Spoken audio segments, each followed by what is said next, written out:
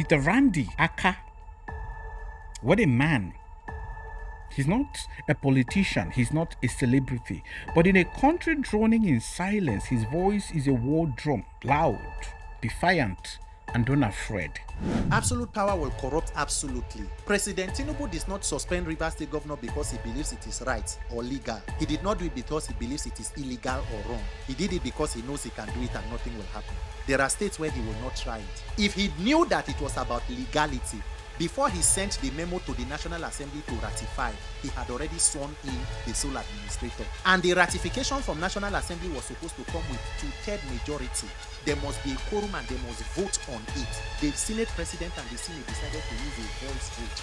How do you ascertain 2/3 majority through voice vote? Peter Randy is one of the most fearless civic voices of our generation, a truth speaker, a system shaker, a man who has chosen courage over comfort in the fight for a better Nigeria. And he doesn't just speak, he strikes. One of his most viral quotes captured the soul of a national decay. In Nigeria, if you want to die, you go to the hospital. If you want to be robbed, go to police station. If you want to be jobless, go to school. If you want to be corrupt, go to the judiciary. The Nigerian judiciary is the last hope of the uncommon man. It's raw, it's brutal, but it is the truth. And that is what Peter Randy brings. Not political correctness, but unfiltered clarity in a nation built on deception.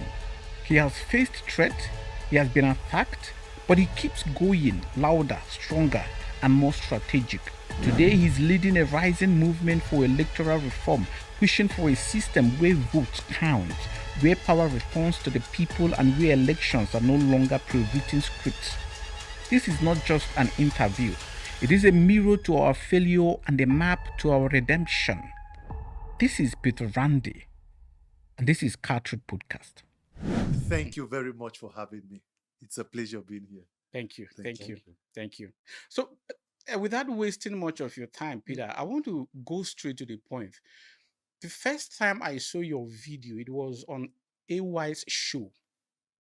Okay, AY Yeah, Live. yeah. That was the first video that truly got my attention. Okay. All right. Aside that, I know when you used to do skit, the pastor stuff, and also The I also watched that part Yeah. because I mean I've always had interest in anything religious Yeah. and all of that. So, but since you started the campaign of this electoral reform, the first time I watched your video was on AY show, and I mean it was a beautiful art.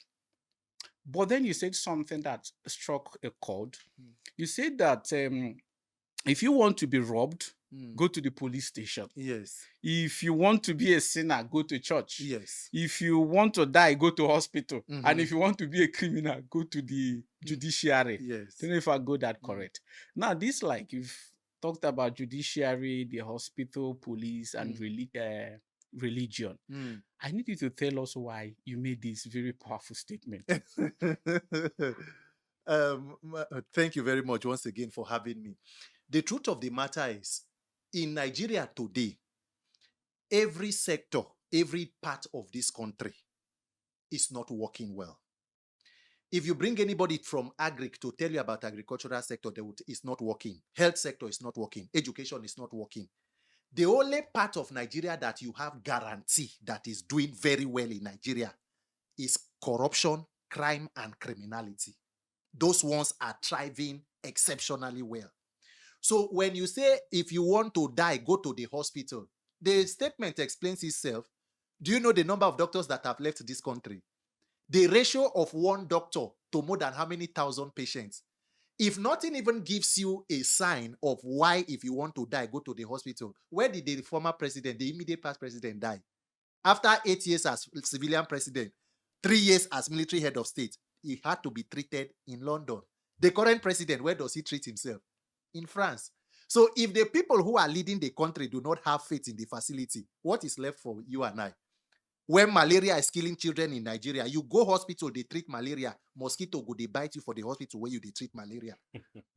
If you want to be robbed, go to the police station. Everybody go tell you, say that bail is free. How many of you have gone to police station and were told that and you left there without bail? Every police station in Nigeria is an active crime scene. as we are talking now, somebody is being extorted somewhere in any law enforcement agency or facility. That is the truth of the matter. So people do not even know between police or law enforcement and armed robber who is even better for them. Imagine a society like that.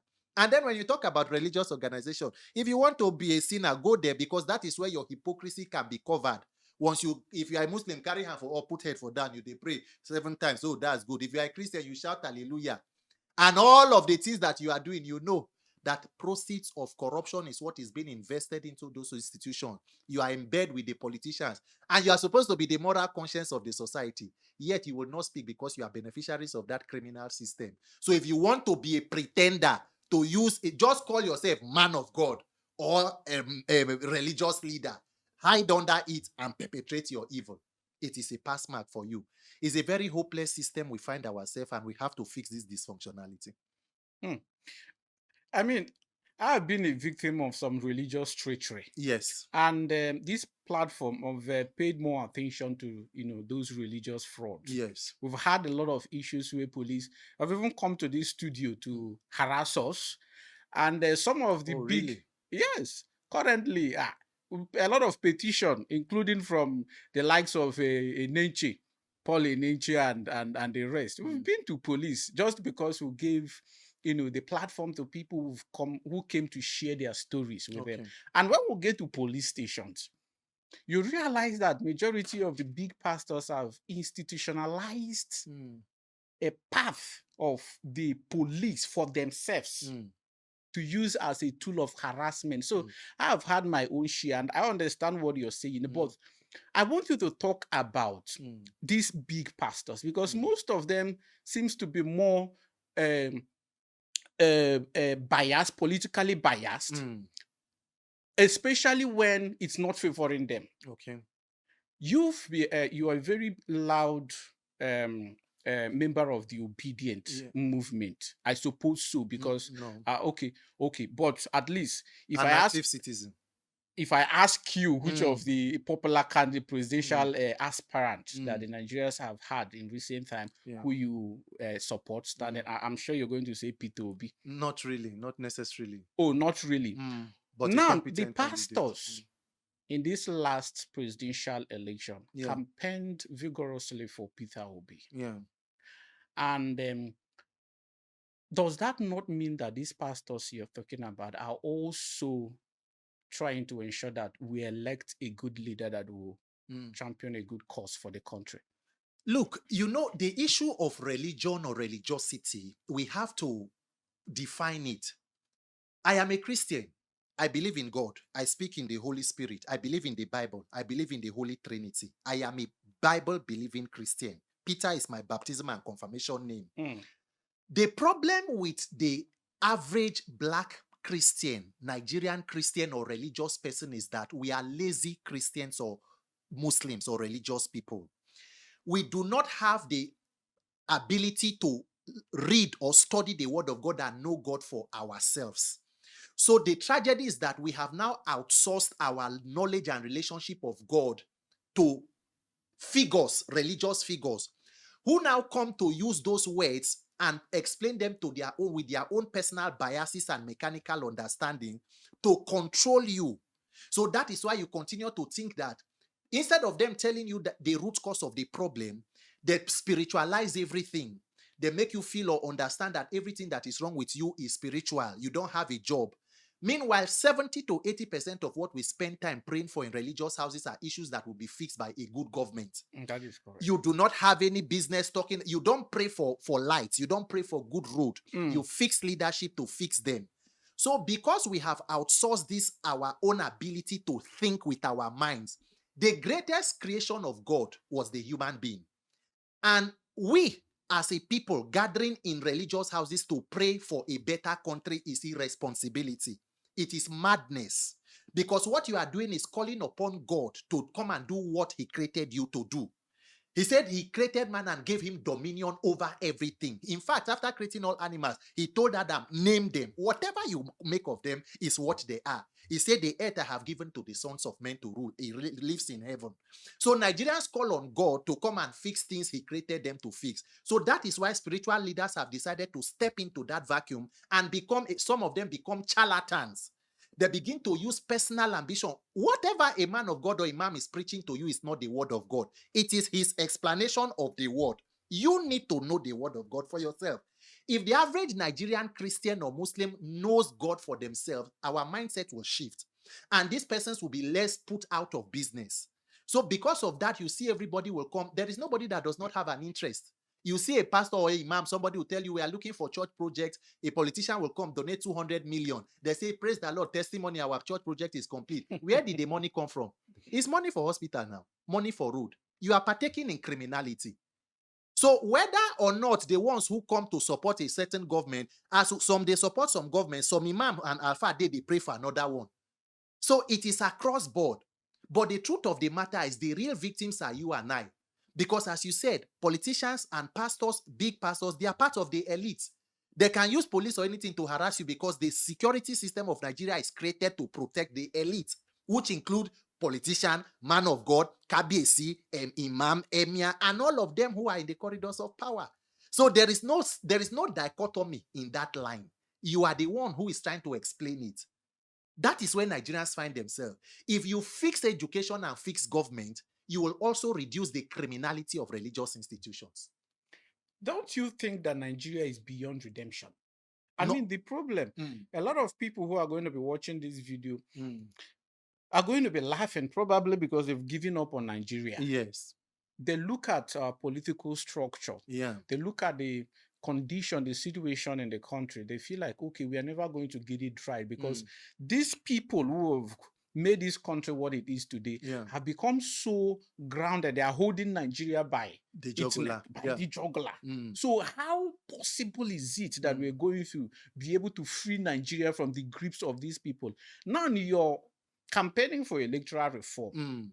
The people who are going to ensure that our electoral system is reformed in a way that it truly becomes independent are the same people who are also profiting from it. Yes. So don't you think that the whole situation is messed up and the country is beyond redemption? Nigeria is absolutely not beyond redemption. Nigeria can work. And you see, this particular question is a very good question because a lot of people say it. But I want to ask you, my brothers, do you know that if you enter a car from here to Lugbe Junction, there is no guarantee that you will come back? Do you know that there is a possibility that you can get accident and die? That is true. Now, do you know that you don't even need to enter a car? Do you know that you can sit, sleep, and don't wake up? Yes. That is true. That is true. Have you ever had a problematic family member, maybe a sibling, brother, sister, or anything? Have you seen the attention your mother put on that child? Do you see the mother throw away the child because they give a problem?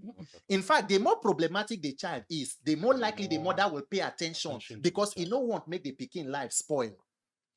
It does not matter how much Nigeria is bad.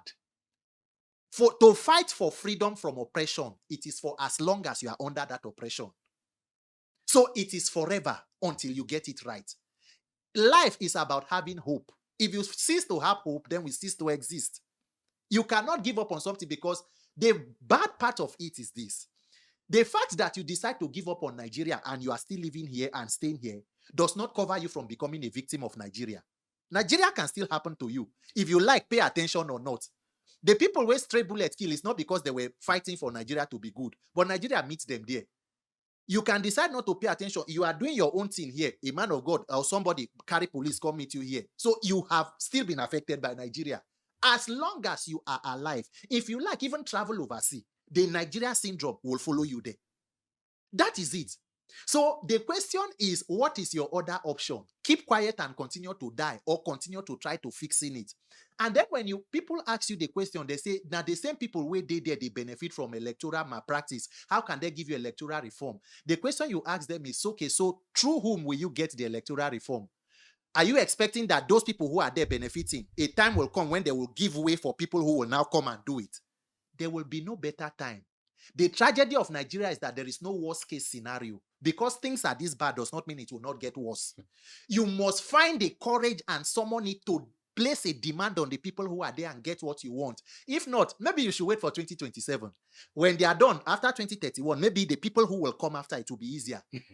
You never notice, say, since 1999, once one president come out, now that time the person will come, you go come, the one will be come out, now ain't good pass. Go they miss the pastor. Imagine something will go make you come miss Tinubu. Kai.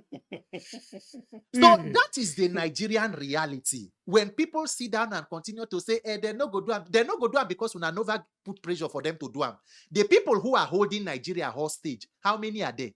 My brother calculate the entire politicians holding more than 200 million people hostage. And those people who are supposed to rise up and make a demand are saying there's nothing we can do. You are a captured people. We are voluntary slaves. The earlier we wake up and find out between the power of the people and the people in power, we will know who should be greater.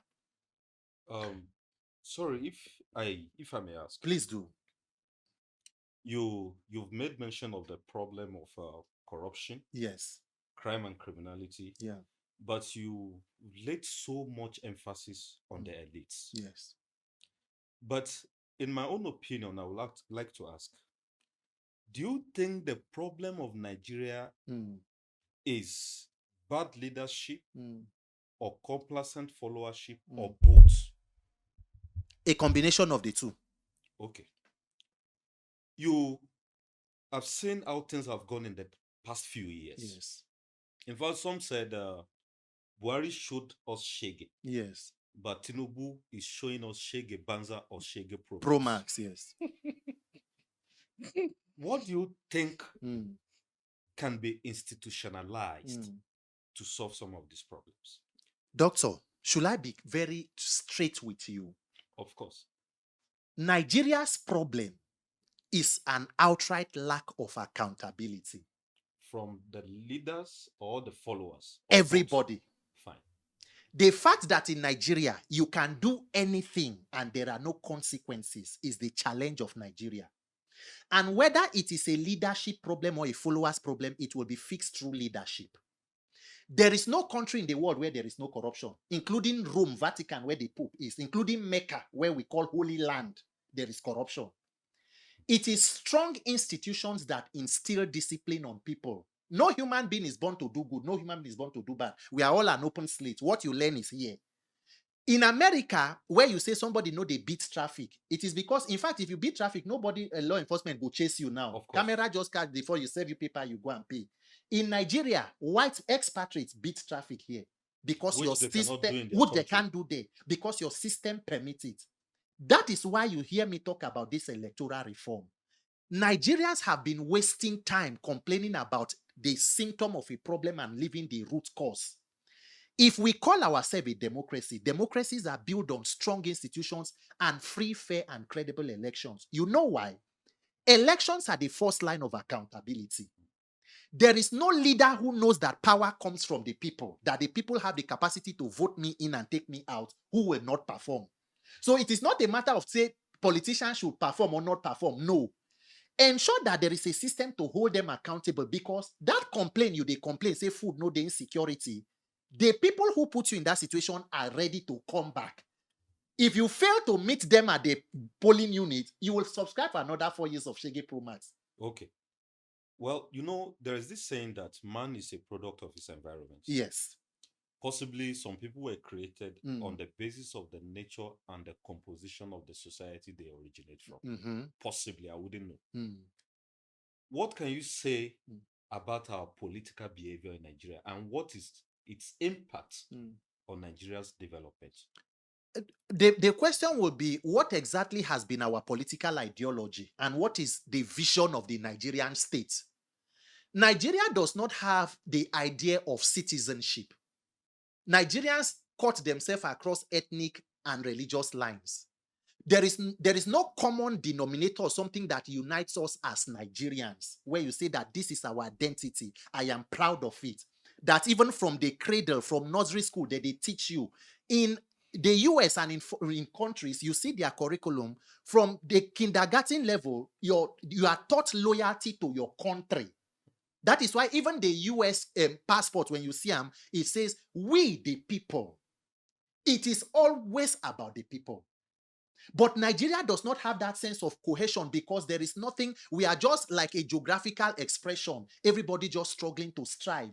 And now we have allowed the political space to be completely saturated with charlatans. People who are there to take power for the sake of power. Look at, for example, Donald Trump.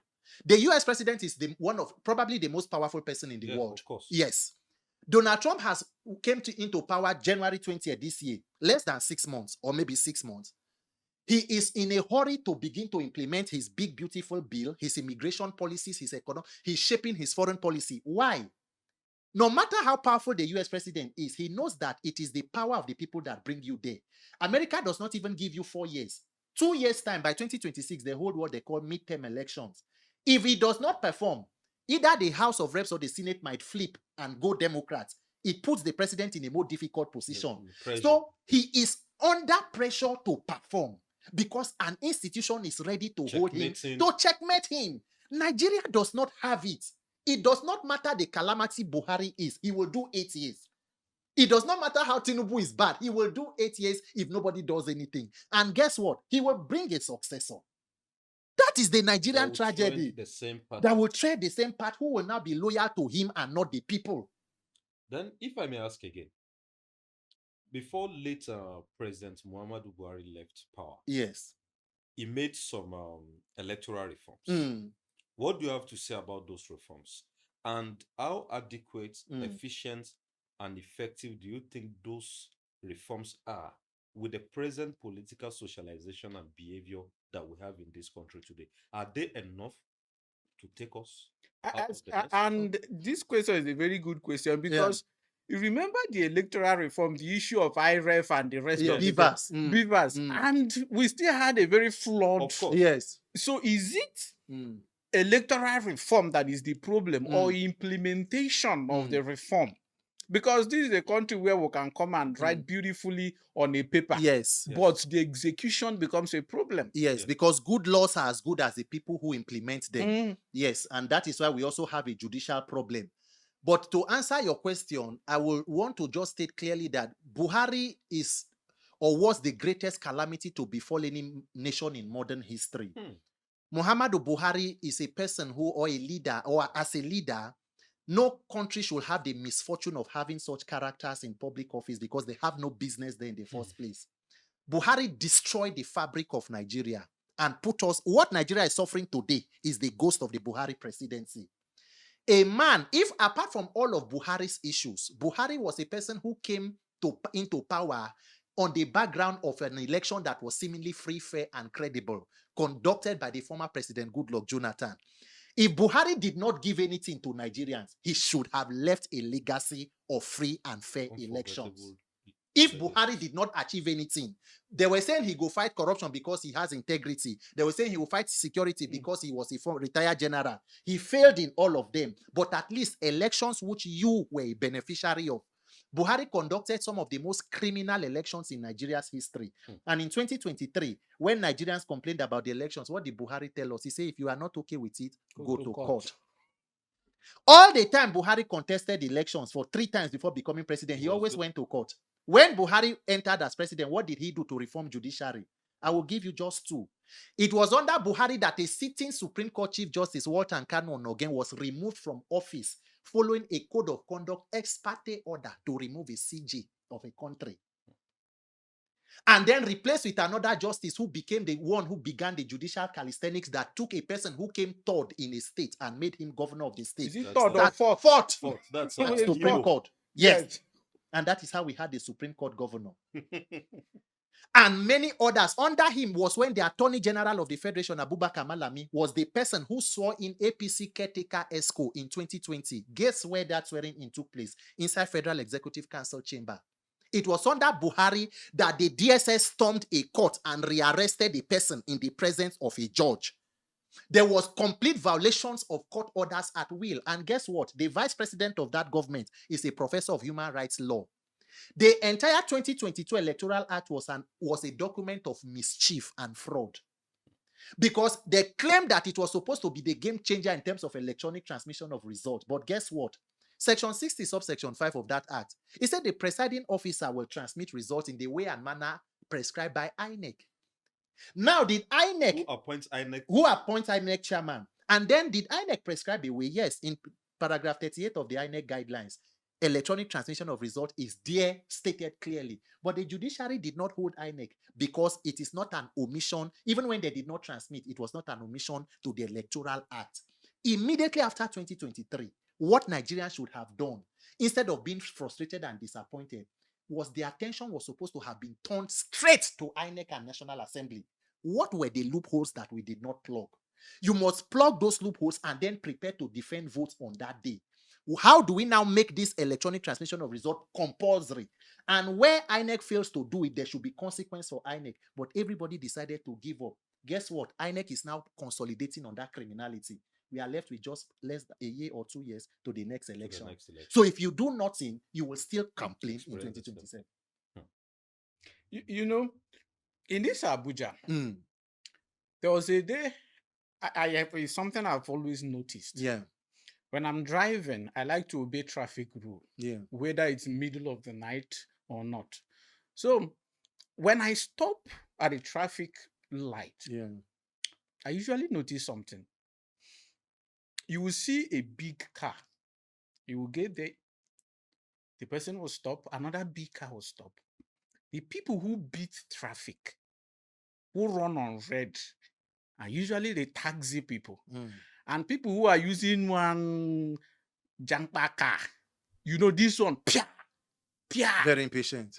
But the ones you feel, you know, are well to do because of the kind of car they have, they come, they stop. Yeah. They respect themselves, they stop. But in Nigeria, we believe it is the rich who are usually breaking the law. Yeah. But this one is just a simple one. Yeah. That is obviously clear that it is those who are on the lower echelon of the society that break this traffic. So my question is, he has asked a similar question before. This country, the problem we'll have, is it truly those above or those below that have refused to be led? You know, to lead, to be a good leader is one thing. For the led, those who are led, to accept being led is another problem. Do you know that when people become victims of a long-term bad governance, they become naturally, you know, agitated or against order? When you live in a lot of chaos and disorderliness, your system begins to somehow acclimatize to disorderliness. It does not matter whether a person who is a taxi man is breaking security, as long as you still have politicians, governors, senators, even local government chairman, where they break traffic, it is a clear indication to anybody that you should also be lawless. Because some persons will see that as their own means of protest against what is going on. They go say, hey, after all this. And you know why?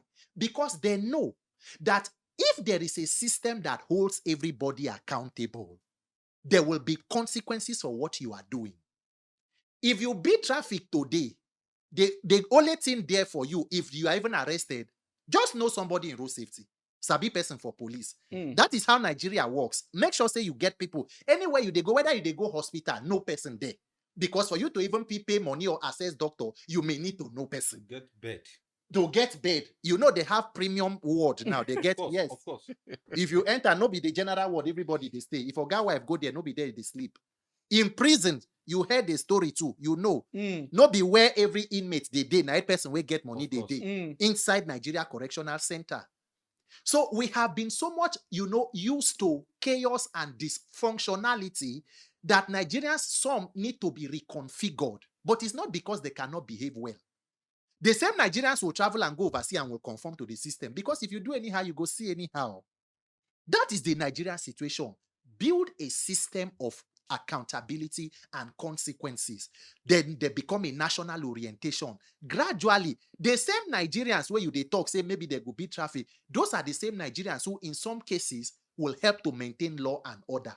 So while there is the bad, there is the good. There must be a way of rewarding good and a way of, you know, punishing bad. When you reward criminality, what you will get is a criminality Armageddon. That is what Nigeria is doing. The system does not reward good behavior. So if you continue to reward crime, crime will fester. That's why Nigeria is the way it is. The more criminal-minded you are, the more likely you will become president of this country. If you try to stay with integrity and good behavior, you may not go anywhere. On your your interview with Honest Bunch, Daddy Free said something about P2B. Yes. That the reason he doesn't support or like P2B is because P2B worked with Abacha. Yeah. Now, of course, we later realized, according to clarifications made from Peter and every other person, that Peter didn't work for Abacha in Abacha's administration. And now that you've come to the understanding of that fact, what would you say to Daddy Fritz and those who keep pointed the fact that someone like me, let me just make the question broader so that you can answer them at the same time. Someone like me, who I support P2B to become the president of this country. Okay. And then this man here looks at me and says, because of my nature, because of the way I've been supporting P2B, because of, the way I speak good of him and speak bad of other people, because of that, he's not going to support P2B. Now, he's punishing P2B because of my own inadequacies. Does it make any sense that someone will say, because the obedient are usually violent and all of that, therefore I'm not going to support P2B? Does it make any sense? Look, let me just begin by saying the interview on Honest Bunch podcast was an invitation to discuss electoral reform and governance. And as much as I have always done on electoral reform, you were asking me if I support a candidate. We try to maintain our neutrality. Because Nigerians, once you put a partisan coloration to it, they want to look for a way to neutralize what you are doing. Tomorrow they go say, now Obi send you are doing Obi reform and all of that. We only went into that because the conversation kept coming or the questions kept coming. And then, Reno Omokri had been on the show a previous time. So there were certain things I just felt like we should clear, not because I am a surrogate to any politician. The truth of the matter is you will support who you want to support, regardless of your bias or another person. What you are only trying to project is your personal bias and sentiments. There is nothing another person do that you will pin on another person. If a person in obedient movement offend you, it is a person in obedient movement. There is no way that it now ties to Peter Obi, because obedient movement do not think through the brain of Peter Obi.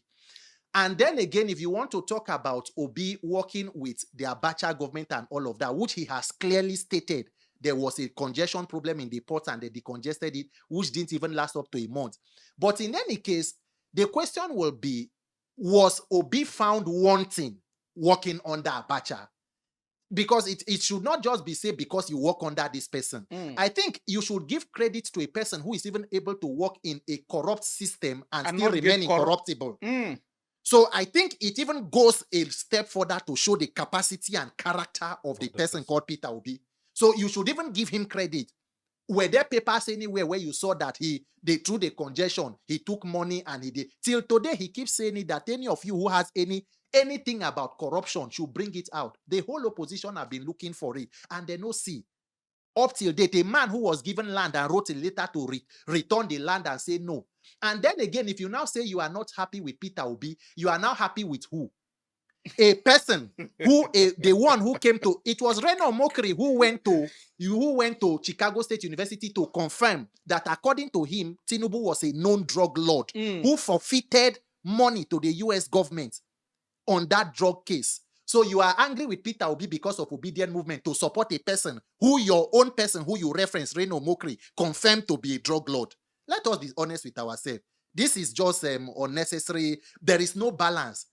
Obi left office until today does not take a penny from the Anambra State government. President Tinubu's pension scheme include overseas medical treatment for an unspecified number of family members. Routine medical checkup overseas. On your retirement, the salary of a former governor of Lagos State is equivalent to the salary of the sitting governor. Once the sitting governor review his salary, he has reviewed pension for all others. You will get a house in Abuja and in Lagos. You have about how many bulletproof SUVs given to you, given to the first lady, also your orderlies. That is what the president. And guess what? Even though you are now president, you do not leave back that pension. You are still collecting you that combine all of them. Then you come into office, the first time when you reach office, you will come out, talk, say subsidy regime is gone, the economy is bad, you met a poor economy, you started to buy presidential yacht, you bought a new presidential jet, a jumbo jet. You begin to budget money for the office of the first lady to renovate, to fix solar panel. You budget money to renovate Dodan Barracks house of the president and vice president, where you do not stay. And you are a former governor of Lagos who has your own private residence in Lagos. So we should stop trying to play, And when it comes to, say, political obedience and nasty and all, nobody laid the foundation of political online thuggery and violence more than the APC. If they began in obedience are even staying on context and on issues. Ideology. For the APC, it was propaganda in 2014. They made a casket of the former president, Goodluck Jonathan, when he was still alive. They called his wife unprintable names. So is that the group we are putting side by side with Obedient? Please, in the name of God, we have sounded too good. Let us just stop this hypocrisy or sycophancy. We know what is good. We know what is evil. Let us not try to marry the two. Obi is a person that has proven that he has the character, capacity, and competence to lead this country in any capacity, and is far, far, far above the kind of calisthenics or charlatans we have today. Yes. I need you to speak to the character of Reno Omokri. This is one man. I grew up liking Reno because of his Reno nuggets. Then I used to read. I still follow him too. And all of that. But then suddenly, today he's neither here nor there. He speaks from both sides of his mouth. Today he condemns Tinubu and calls him unprintable names and all of that. Tomorrow he's championing, he's saying that Tinubu is the best thing that has happened to Nigeria. And he will not address, just like you said, he traveled to Chicago to confirm that he's a known drug lord and all of that. This same person is now the one telling us that this known drug lord is the best thing that have happened to Nigeria. So the character of such a person, is it that he's a political job, he does it for a living, or that he's sincerely interested in the well-being of the country? And this, his treachery of trying to bring one ethnic group against another and all of that. Yes. Very dangerous. See, my brother, let me tell you, not everybody who criticizes a bad government is interested in a better country. A lot of persons do not hate corruption. It is who is involved in that corruption and to the extent that the corruption benefits them. The same thing a person may call corruption may become God's grace and blessing tomorrow. So you should be very, very careful. Nigeria, unfortunately, has a very dysfunctional educational system. A lot of Nigerians, the danger is not even with only the illiterates. Even educated Nigerians do not know a lot about governance and government or policy making and leadership. So when a person is able to speak English and sound intelligent, people naturally believe that you are wise, say you get sense. And so they begin to follow you hook, line, and sinker. But if you are very careful, you will see the mischief in a lot of them. There is Senator Ben Murray Bruce, who used to be the common sense senator. You don't forget. He used to be the person who is making common sense. Can you see the common sense he's making now? For a person like Reno Omokri, a lot of Nigerian politicians cannot exist or survive opposition for a long time because they are political jobbers. That politics they are doing is their only enterprise. They have nothing that they can. They need to reconnect to that channel of corruption to gain their survival. After the Jonathan government, Reno Omokri migrated and went overseas. For 8 years, was fighting the Buhari government and all of that. He has done it for 8 years. They were trying to see that maybe another person will take over from Buhari so that they can reconnect. It did not work. The only option is to support what is on ground so that you can come back. And since you have the followers and you have the, ability to communicate your mischief, you become a usable tool or a useful tool in the hands of those opposition. So even when you were criticizing them, they will still bring you in. Of course. Let's use that your platform. Nobody, the kind of names Reno Omokri called President Tinubu, nobody here, not even anybody in the opposition used them. The people he likened Tinubu to, he made mockery of even his teeth. Yes. He made mockery of the fact that his own clothes were stained. That is how vile Reno Omokri is. A person who can use whatever is the issue to cut Nigerians across ethnic and religious lines. A very dangerous kind of politician or figure. But they are political jobbers. They have no other means. They must reconnect to their conduits so that they can survive. Now, stomach infrastructure. So take them serious at your own risk. Nigerians must wake up. We must fix government and education. So on Reno Omokri, I would not even spend time because, by the way, he has no political capital. He cannot sway one vote. He cannot. He has never even been a councillor. They were part of Jonathan's media age. They bungled his administration, destroyed the communication part of Jonathan. They were part. They couldn't do anything. They were part of why the man even was voted out of office. If he was as vocal as this when he was with Jonathan, maybe the government would have done better. But he was a failure in that administration and a colossal and catastrophic failure. So for him to come back and try to, reignite this embers of division is very shameful, and I think he should be thoroughly ashamed of himself. On the issue of ethnicity and religion, since let's say pre-1960s, yes, we've seen continuous ethnic and tribal coloration of every single issue in Nigeria. Yeah. And to speak, no end has been put to those things. What do you think we can do to reconfigure people's mind to stop thinking, behaving toward others, and treating them on the basis of their religion and ethnicity? Doctor, should I be honest with you? Nigerians are not as divided as they make it seem. Do we have ethnic and religious differences? Yes. But it is exacerbated by evil politicians. The division you are seeing is the handwork of corrupt politicians. But guess what? When it comes to their own political hierarchy, in sharing the spoils and looting Nigeria, they have no division. The daughter of a southern governor can marry the son of a northern governor. They have no religion or ethnicity in stealing Nigeria's money. It is when it is time for them to now do what they need to do for the people of the country, they begin to pit you across ethnic and religious lines so that you can go against yourself. The person who is in Borno State in the IDP, Peter Obi gave them water. Did they ask who gave them water? Not at all. The question is they needed water. And it was provided. The average, before my father died, he worked with Nigerian Airways. And I can tell you, my mother met my father in Sokoto. She was on holidays. We are from the south. From the south. My father, in fact, if his transfer is done he will want to stay back at the north. He said they are some of the most, genuine people he knew. He spoke fluent Hausa and Fulani and Yoruba before he passed. But Nigeria, somehow, the politicians and the political class continue to weaponize this poverty, illiteracy, and religion and ethnicity.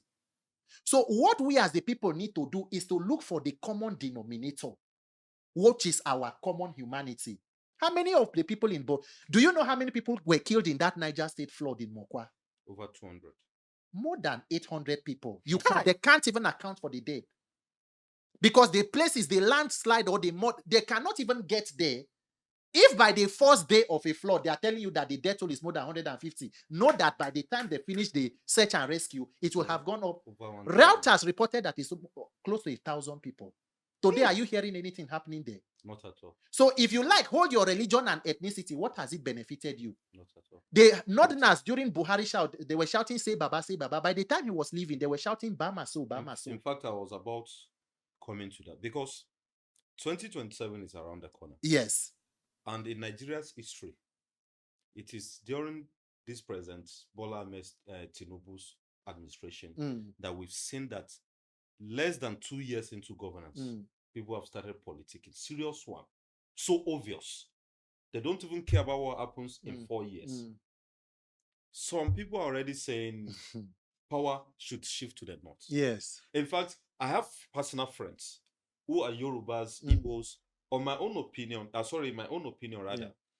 I have these feelings that for the sake of unity, an Igbo man should be president. President. Yeah. Irrespective of past histories, because our historical evolution of how things have been in the past is one of the reasons why we are where we are today. Yes. Do you think with the slogan, especially those in Article's camp, saying power should go back to the North. Does this country belong to the Northerners? Doctor, my brother, the question that it is unfortunate where Nigeria is, where we are with our politics and our governance. The question is, when somebody tells you that let power return to the North, the question you should ask them is that what is the power going to do in the North? If you calculate from 1960 till date, we have had about 15 or 16 presidencies, Yes. heads of state. About 10 of them have been from the North. Yes. How has it translated to the improvement of the welfare and the life of the people in the North? They are the most backward in terms of poverty. Of course.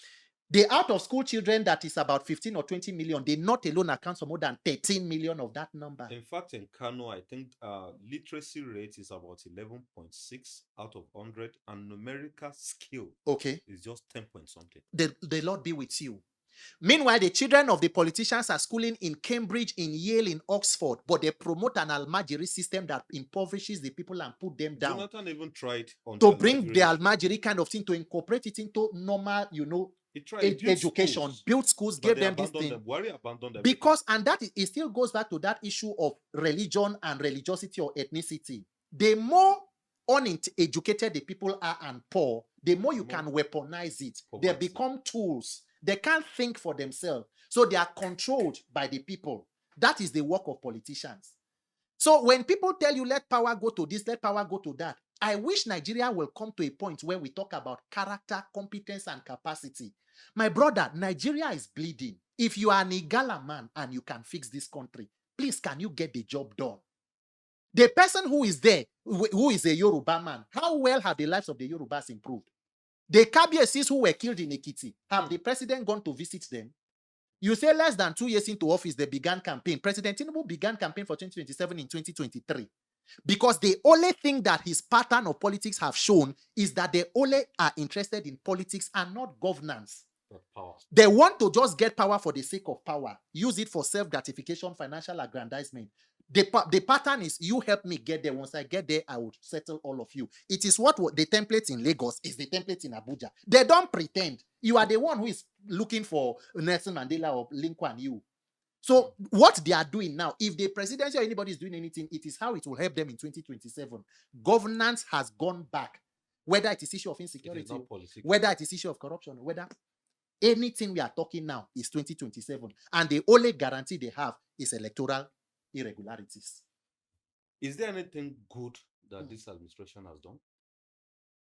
When you say anything good, in what sense? To better the lives of the citizens. I think the lives of the citizens you see and your own life is the clear answer to the question. I mean, in fact, because you know you are the citizen. In fact, this is a direct bullet.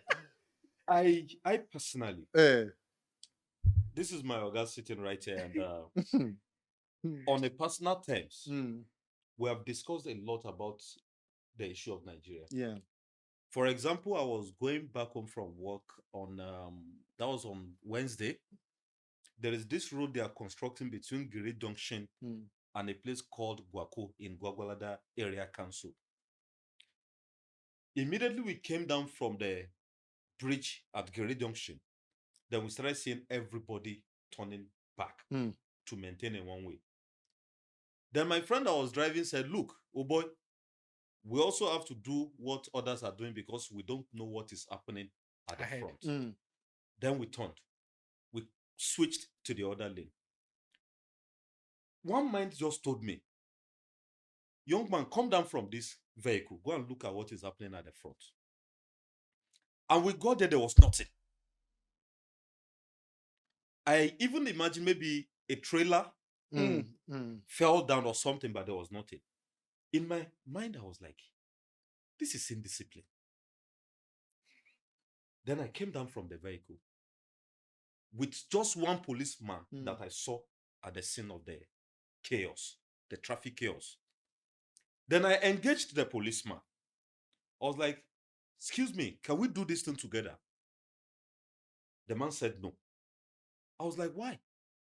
He said, only he alone cannot do that. I said, okay, as a citizen, it is my duty to support you, even if it is not a right. Just come. This police officer was scared. Then a single soldier came. Just one. Coincidentally, he was moving with his bike. Then I approached him. then he joined me.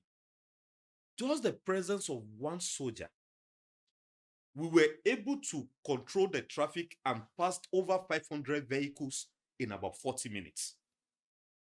Why do you think Nigerians do not respect the police, but get scared? Not necessarily respecting the military officers. People are only scared of them because they also have theirs. How well do you think we can utilize these security institutions to fight indiscipline in Nigeria? Doctor, in fact, that scenario you painted shows the level of irresponsibility, recklessness, and abuse of office and power we have in Nigeria.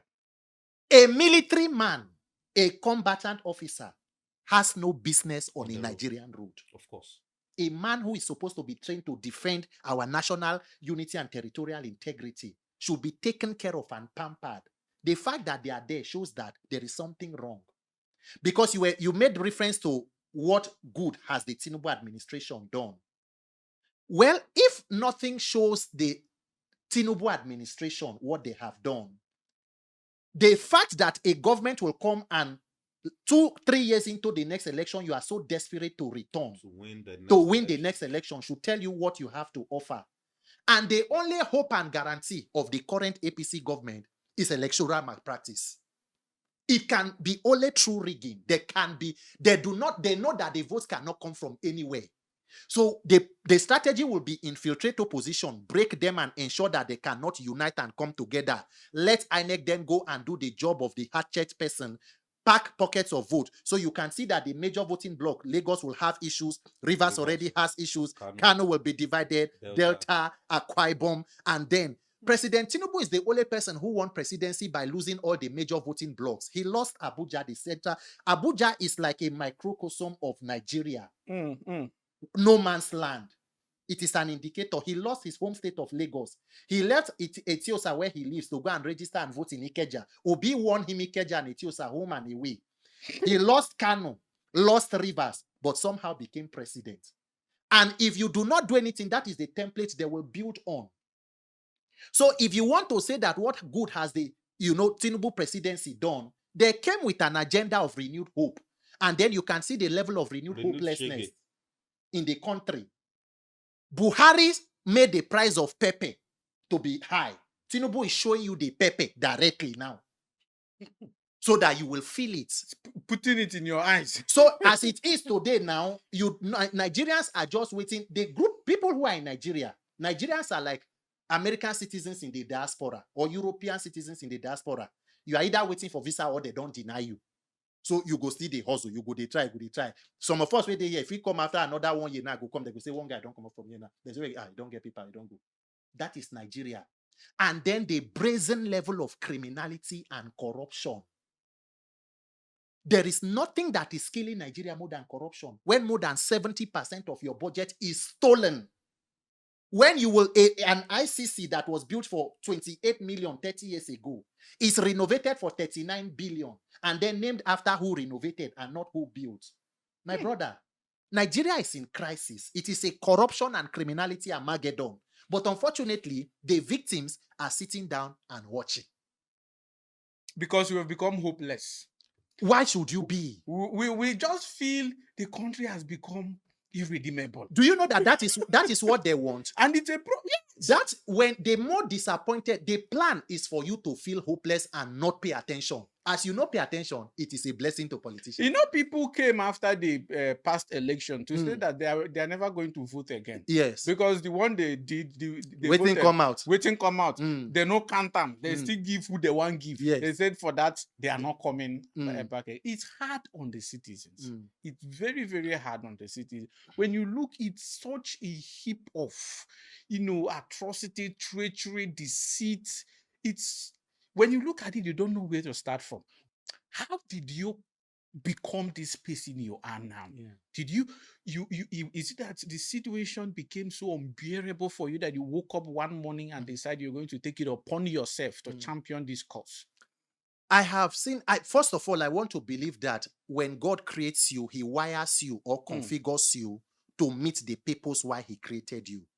Every human being has a purpose. And I believe that there is a reason why God made me a Nigerian. I could have been British, I could have been US or Canadian, but he put me here. and my upbringing and my life, my background, I have seen injustice firsthand. We were almost raised by a single mother, even when my father was alive. I know what it means for your rights to be taken from you because you do not have the status or capacity, what it can be. And somehow I just grew to find out that I'm a person who is very human-oriented. I like the idea of humanity. When people see me, a lot of people do not know exactly where I'm from. Some people will say, maybe you are Hausa, maybe you are this, because they may hear me singing one language or this and that. That is how much I love. When I see that you speak differently from me, instead of me to be scared or want to avoid you, I want to know why you speak that way, what that means. And then when I meet a person, the first question I want to ask you, as even as young people growing up, is not what music you like or they play football like other normal young persons. My first question, are you in school? If you don't finish school, are you working? Why are you not working? Where do you live? And all that. Naturally. So I became very interested in the human being. That my interest now led me to knowing that the welfare of a person is linked directly to the quality of leadership you have. Everybody in Nigeria is struggling today because the center, which is government, is not working. So we have been struggling to fix things from the parts. NGOs, this one go say they do law enforcement reform. They try to do, it won't work. Private citizens are supposed to complement efforts of government, not do what government should do. Because it is government that must provide the policy, the framework, the roadmap, and the structure for you to do and to thrive. It's just like you go see Peter Obi go today, he go donate money for one hospital for Benin. The money have not go reach to finish all the things where they there. But inside that Benin, how many hospitals they? For Anambra, if you go give University of Nigeria and Suka Teaching Hospital 50 million, what of the one where they for Oka? What will now happen to it? Imagine now you now having opportunity as you they do good as one person, so you can become president and then make a policy that strengthens all the institutions. So which is easier? Continue to struggle or fix government that covers the broadband for everybody? Nigeria cannot move forward without functional leadership. That is how I got to where I am. And the more the thing gets difficult, you must get tough as the going gets tough. You do not have another option. You must activate. Nigeria can meet you anywhere you dey. Your own fit no be saying a stray bullet. If it be say you slum now, there's no ambulance to take you to hospital. If it be say ambulance day, there's no fuel. If it be say fuel day, roadblock day, no special lane, they no give you chance, you go die for there. Remember one doctor, Dr. Chinelo, she don't prepare to travel to Japa finish, carry passport. She was traveling on a train between Kaduna and Abuja when terrorists attacked. They shot her. She posted for Twitter, saying, may they pray for her. Some people were even mocking her. Part of these same APC people where they accuse obedience. So that lady died on her way to leaving the country. As long as you are here, you can be a victim. We must not get tired of trying. We must try. Now, my own be that. Let it be that by 2027, even if it failed, I want to have the assurance and conviction that I did my best. That is my own. I can't solve all the problem, but my best, I will do it. All right, let's talk about this coalition, the ADC. The coalition. What do you think is going to be the outcome of this coalition? Do you think there's any hope of enthroning or any good? Should I be honest with you? Before me, I like to be a very solution-oriented person. The question I will ask is, why do we need a coalition? And everybody in the coalition should honestly answer the question. The only reason why in Nigeria today, it has become a routine that for you to unseat an incumbent president or a sitting president, there must be coming together of all opposition figures. Why? Because they know that INEC will not do the right thing. They believe that the incumbent will weaponize INEC. So you need to overwhelm the system so that you can pull the person out. So the question will now be, a coming together, is it for the good, for the sake of the country, or it is a coalition for the sake of power? Because coaliting for just coalition's sake is just problem that is changing name and dimension. A majority or a good number of the persons who are in the coalition were in a coalition before. Now, coalition carry us reach where we did so. Doctor, yes. In 2014, there was a coming together and a merger. The Erufais, the article. That is what bettered the Buhari government that brought the catastrophe that we are still dealing with still today. And so we are coming together. So, of course, is the idea of a coalition at this point, will it be necessary? It is necessitated because you have failed to fix INEC. You have failed to reform the electoral process, including the opposition leaders who were the direct primary victims of INEC's irregularities and mischief in 2023. People, now so when I come trust INEC reach. And what is the guarantee that even with the coalition, a person who is now incumbent cannot still weaponize that INEC with all that we are seeing? So coalition that is interested in fixing, the welfare of the people and all of that, hunger, inflation, of course, is welcome.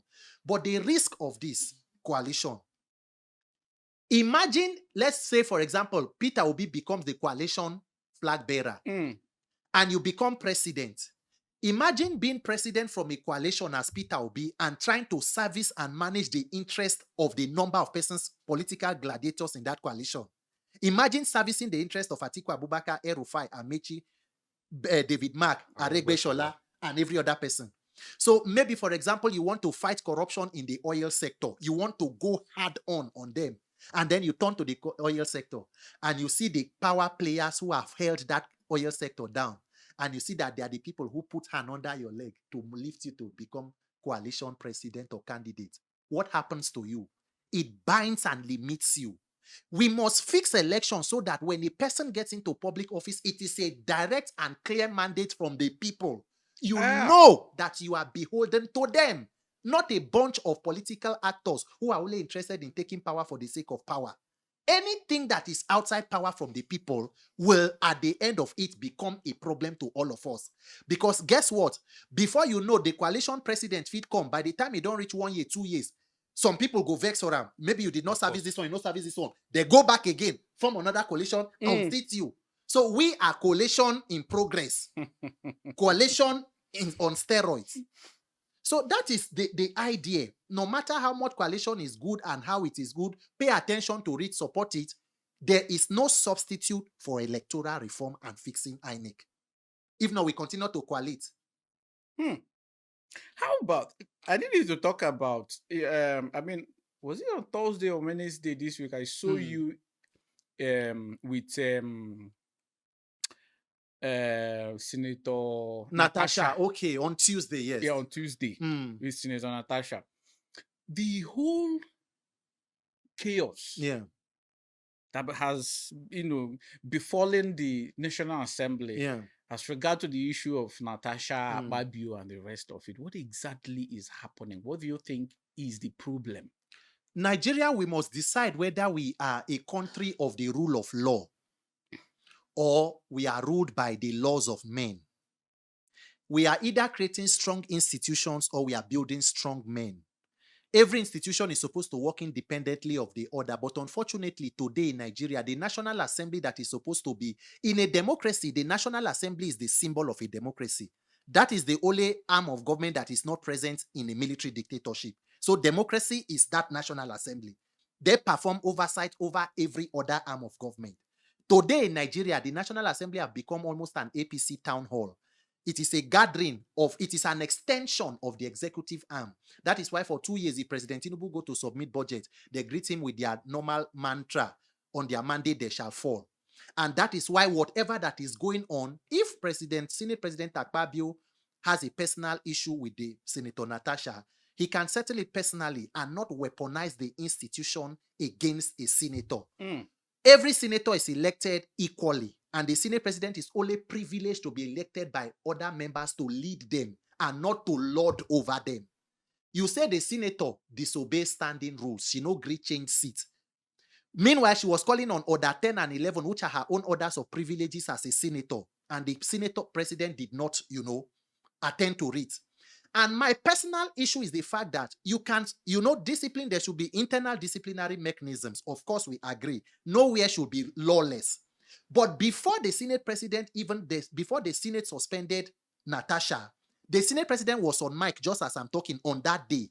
He had already said, put her on suspension, let the sergeant at arms lead her out. So that suspension was the unilateral decision of the Senate President before sending it to that mischievous committee on ethics to ratify what he had already decided to single-handedly do. And nowhere in the history of Nigeria has a senator been suspended for 6 months. Haba, my brother. In 2018, a senator led thugs into the Senate chambers to steal maize and run. The senator was suspended. That was Senator Obioma from Delta. He was there. The Supreme Court struck out his suspension and reduced it to 14 days. Guess what? By 2019, he was voted in as Deputy Senate President. A senator in that place, a former governor, was convicted of money laundering and sentenced to prison for 6 months. He was going through appeal and all of that until Supreme Court overturned the ruling and said they should go back to lower court. Did the Senate suspend him or stop his salaries and allowances? So the Senate standing orders do not know how to take care of criminals, convicted criminals amongst them. Only women who refuse to change seats, given suspension for 6 months. Now the woman went and took, challenged it in court, and the court ruled.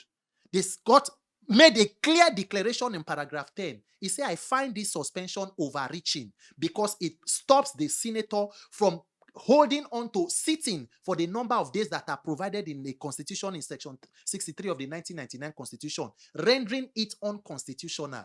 And then the Senate decided to say, we want her to first do an apology which is supposed to be to the court on content. That is, the Senate is the one helping court to enforce an order that is for the court. That is what Nigeria is. And then they said, okay, the Senate president wants to go and appeal. Because for you to appeal that court ruling, there must be a vote by the Senate. It is the Senate that will appeal, not the Senate president. Akpabio went to court and appealed and then made Natasha, the clerk, and the National Assembly first, second, and third respondents. So in all of this, my major issue is that in a Senate of 109 senators, we have only 4 women. One of them is the person going through this persecution. There is no country in the world that treats the female population the way we treat women in Nigeria that can move forward. Women must be given serious attention. It must be deliberate to ensure that the voices of women are heard and women are supported. Even if the so-called Senate rules they are talking about, they are the whims and caprices of politicians. If they want to do any mischief today, they will amend it. Laws were made for men now, not men for the laws. But the senator was suspended, her salary stopped, security withdrawn, and all of that for 6 months because they say she no gree sit. The petition where she talk of allegations of sexual harassment, abuse of office, criminal, malicious intention to stop her legislative privileges was thrown out. The Senate president could not even allow an independent investigation into it. But now the person with no agree to change seat, they say yes. Why she go say she no go change seat for 6 months? Nigeria is a joke. If we don't fix our institutions, we are going on a downward spiral. How did her not sitting, abuse suspension, relate to the criminal record they started for her constituency to recall her from the Senate? Who was doing that one? Now that you're talking about suspension, we of course the president also suspended a governor, a sitting governor today in Rivers, and nothing has been done about it. And recently, we've seen that the governor have tried to reconcile with the Wike and the president. So, what is it? The same thing, the same, political overreach, or what exactly? Absolute power will corrupt absolutely. President Tinubu did not suspend Rivers State Governor because he believes it is right or legal. He did not do it because he believes it is illegal or wrong. He did it because he knows he can do it and nothing will happen. There are states where he will not try it. If he knew that it was about legality, before he sent the memo to the National Assembly to ratify, he had already sworn in the sole administrator. And the ratification from National Assembly was supposed to come with 2/3 majority. There must be a quorum and they must vote on it. The Senate president and the Senate decided to use a voice vote. How do you ascertain 2/3 majority through voice vote? That is what we are seeing in Nigeria. Abuse, gross handling. But the question that brings me back to this thing you see me talking about, I will not address the symptom and leave the root cause. Waiting cause the issue for Rivers State. They say agreement is agreement. Between who and who? Because one former governor thought that you are so powerful and you have amassed so much wealth that you can be the one who will decide who will be governor. And if the person does not do what I want him to do, I will go against you. I can tell the State House of Assembly to vote you out. Why? Because INEC is the weapon fashioned against them. So the more than 10 million people in Rivers State do not know how to pick a governor. It is their former governor who picks for them. And then now that former governor is now backed by federal might and whatever that they do. Look at the peace where they say be peace. that the governor, you should, according to the report, you will not go for second term. They don't talk about anybody contesting from your own camp, local government election. They will be given to, that is the same Tinubu government that is talking about local government autonomy is the one in another state saying that the sitting governor should not talk about local government chairman. They will be picked by a minister in his cabinet. But because we will fail to fix INEC, because we will not know how to give power back to the people, godfathers and strong men will be the ones who will continue to pick. Shena Wike, they decide who will be governor. Nigerians do not, we are too afraid to confront the big elephant in the room. So we are looking for shortcuts and trying to cut corners. There is no substitute for electoral reform. INEC is Nigeria's problem. INEC is the shrine where Nigeria's spirit is being invoked. If you don't fix INEC, we will continue to have problems. It is INEC that caused what is going on in Rivers State. If you don't fix it in 2027, you will see more problem. Thank you, Peter. Thank you. Ladies and gentlemen, and we've come to the end of this episode. It's been an exciting discussion, and hopefully we're going to continue to do this. And we implore you to support this movement. Peter here is doing amazingly well. It's not easy. The threat, I'm sure he has been getting a lot of it. The threats and the stress alone is out of this world.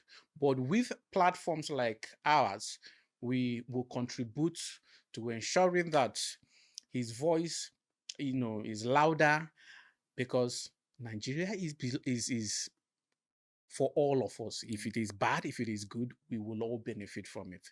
Thank you, and have a wonderful day.